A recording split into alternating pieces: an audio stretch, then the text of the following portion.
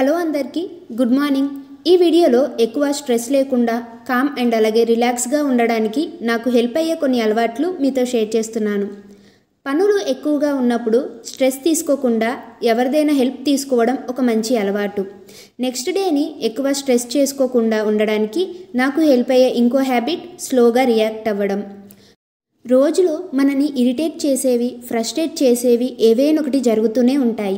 వాటికి వెంటనే రియాక్ట్ అవ్వకుండా కొంచెం టైం తీసుకొని డైజెస్ట్ చేసుకొని ఆలోచించి రెస్పాండ్ అవ్వడం ద్వారా స్ట్రెస్ చాలా వరకు తగ్గించుకోవచ్చు. అది అనుకున్న వెంటనే నేర్చుకునేది కాదు, త్రూ ప్రాక్టీస్ వల్ల మనం ఇంప్రూవ్ చేసుకోవచ్చు. దేవుడి గుడి ఎదురుగా కొంచెం ప్లేస్ ఉందండి మెయిన్ ఎంట్రన్స్ దగ్గర. ఇంకా అందుకనే అక్కడ మేకోవర్ అయితే చేస్తున్నాను.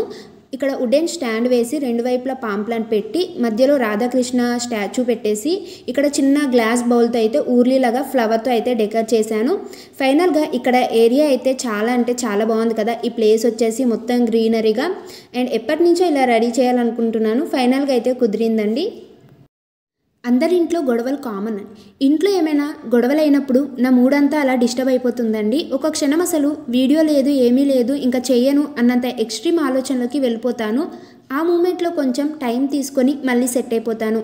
మనల్ని వీడియోలో చూసి చాలామంది అనుకుంటారు హ్యాపీగా ఉన్నారు వీళ్ళని, కానీ అందరికీ అలాంటి మూమెంట్స్ అయితే ఉంటాయి. ఇలాంటి టైంలోనే ఫ్రస్ట్రేషన్లో హీట్ ఆఫ్ ద మూమెంట్లో మనసుకి తోచింది రియాక్ట్ అయిపోతేనే అనవసరంగా స్ట్రెస్ తీసుకున్నట్టు ఉంటుంది. ప్రీవియస్ వీడియోలో నేను పుదీనా ఇలా చెట్లు అనేటివి పెట్టేటప్పుడు ఒక వీడియో అయితే తీశాను. అది ప్రీవియస్ వీడియోలో ఉంటుంది, ఎవరైనా చూడకపోతే వెళ్ళి చూడండి. ఇలా ఇంట్లో అయితే ఈరోజు మటన్ కర్రీ కదా, మటన్ కర్రీకి కొత్తిమీర లేకపోతే పుదీనా ఉంటేనే టేస్ట్ బాగుంటుంది. ఇంట్లో కొత్తిమీర లేదు, అందుకనే పుదీనా ఆకులు అయితే కట్ చేస్తున్నాను. ఇక్కడ నేను మటన్ కర్రీ కూడా ఎలా చేస్తాను ఏంటనేది మీ అందరితో షేర్ చేస్తున్నానండి. ఫైనల్గా పుదీనా ఆకులు అయితే ఇన్ని కట్ చేశాను, మరీ ఎక్కువగా కట్ చేయలేదు, ఎందుకంటే ఇంకా ఇప్పుడిప్పుడే గ్రోత్ అనేది వస్తుంది కదా. స్టవ్ ఆన్ చేసి ఇలా కుక్కర్ పెట్టుకుంటున్నాను. ఎంతైనా మటన్ కుక్కర్లో వండితే మనకి తొందరగా గ్రేవీ అండ్ అలాగే ముక్క కూడా బాగా ఉడుకుతుంది. ఆయిల్ వేసుకొని కొన్ని బిర్యానీ మసాలాలు వేసుకోవాలి. ఇందులో ఉల్లిపాయలు, పచ్చిమిరపకాయలు వేసుకొని ఉల్లిపాయలు అనేటివి బాగా వేగాక అల్లం వెల్లుల్లి పేస్ట్ అయితే వేసుకుంటున్నాను. ఈ అల్లం వెల్లుల్లి పేస్ట్ పచ్చివాసన పోయిన తర్వాత ఉప్పు, పసుపు వేసుకుంటున్నాను. నేనైతే మ్యారేజ్ అయిపోయిన తర్వాత సెకండ్ టైం వండుతున్నాను మటన్ కర్రీ. మేమైతే మా ఇంట్లో మటన్ కర్రీ ఎక్కువగా తినము. బాగా కడిగిన మటన్ ముక్కలు అయితే అందులో వేసుకోవాలి. నేను ఇదైతే సెకండ్ టైం కుక్ చేస్తున్నాను. ఫస్ట్ టైం అయితే పర్లేదు, బాగానే టేస్ట్ అయితే బాగుంది. ఈసారి చూడాలి ఎలా వస్తుంది ఏంటి అనేది. నేను ఇక్కడ కారం అండ్ అలాగే ధనియాల పొడి వేసిన క్లిప్ అనేది డిలీట్ అయిపోయింది. నేను ఇక్కడ 3 టేబుల్ స్పూన్ల కారం, 1 స్పూన్ ధనియాల పొడి వేశాను. కొంచెం కారం ఎక్కువగానే వేశాను. మటన్ అండ్ అలాగే చికెన్కి కొంచెం స్పైసీగా ఉంటేనే టేస్ట్ బాగుంటుంది. ఇప్పుడు ఇందులో వాటర్ వేస్తున్నాను. 2 గ్లాసెస్ వాటర్ వేస్తున్నాను.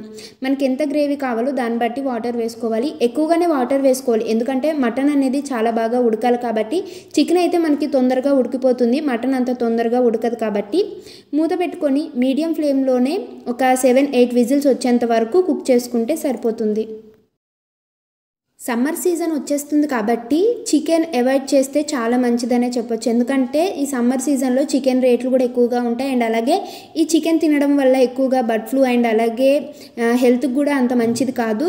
అందుకనే చికెన్ బదులు మటన్ అండ్ అలాగే ఫిష్, ఫ్రాన్స్ ఇవన్నీ తెచ్చుకుంటే పర్లేదు.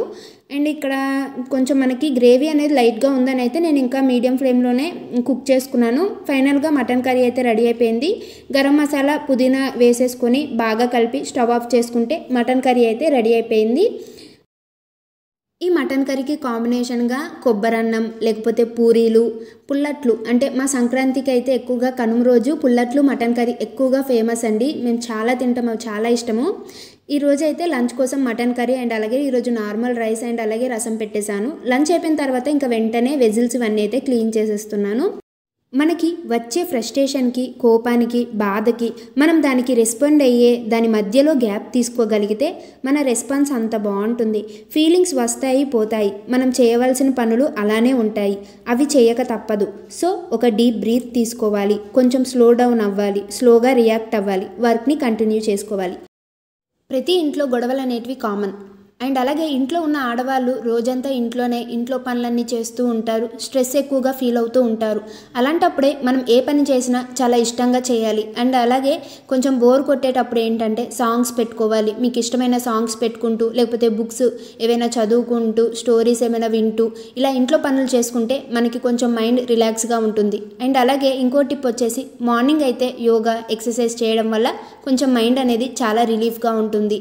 ఇవైతే నేను ఫాలో అవుతాను. చాలా అంటే చాలా బాగా యూజ్ అవుతాయి. మనం మార్నింగ్ నుంచి ఈవినింగ్ వరకు కంటిన్యూగా ఇంట్లో పనులు అనేటివన్నీ చేస్తూ ఉంటాము. ఇప్పుడు చేయాల్సిన పని ఒక 1 అవర్ తర్వాత చేస్తామని పెండింగ్ చేస్తే అన్ని పనులు ఒకేసారి చేసేసరికి చాలా స్ట్రెస్గా ఫీల్ అయిపోయి చాలా వీక్ అయిపోతూ ఉంటాము. అలాంటప్పుడే ఒక టైం టేబుల్ అనేది సెట్ చేసుకోవాలి. ఏ టైంలో ఏ పని చేసుకోవాలి అలా టైం టేబుల్ సెట్ చేసుకుంటే మనకు కూడా టైం అనేది సేవ్ అవుతుంది. ఇంట్లో ఇల్లాలకి వంటగదే ప్రపంచం అని అంటారు కదా.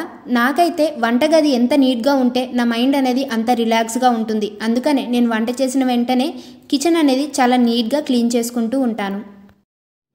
రోజులో స్ట్రెస్ తగ్గించుకోవడానికి నాకు హెల్ప్ అయ్యే ఇంకొక విషయం డీప్ వర్క్ సెషన్ ప్లాన్ చేసుకోవడం. ఇక్కడ నేను యూట్యూబ్ వర్క్ అయితే చేసుకుంటాను. యూట్యూబ్ వర్క్ అయినా అవ్వచ్చు, కొంతమంది లేడీస్ అయితే వర్క్ ఫ్రమ్ హోమ్ అయినా జాబ్ చేస్తూ ఉంటారు. హౌస్ ఆర్గనైజేషన్ అయినా, లేకపోతే క్రాఫ్ట్స్ అయినా, పెయింటింగ్ అయినా, ఏవైనా ఈ హ్యాబిట్ ద్వారా ఇంపార్టెంట్ పనులు అనేటివి ఫోకస్తో పూర్తి చేస్తాము. మనం స్ట్రెస్ని చూసే విధానం మార్చుకోవాలి. ఏది చేయాలన్నా ఎంతో కొంత స్ట్రెస్ అనేది ఉంటుంది. లైఫ్లో కొంచెం కూడా స్ట్రెస్ లేకుండా ఉండాలంటే అది ఇంపాసిబుల్ కదా. మనం బోలెడు పనులు చేస్తూ ఉంటాము, ఆలోచిస్తాం, ప్లాన్ చేస్తాం, చేయడానికి ట్రై చేస్తాం. కానీ అంతే ఇంపార్టెన్స్ మధ్యలో కాస్త రిలాక్స్ అవ్వడానికి కూడా ఇవ్వాలి.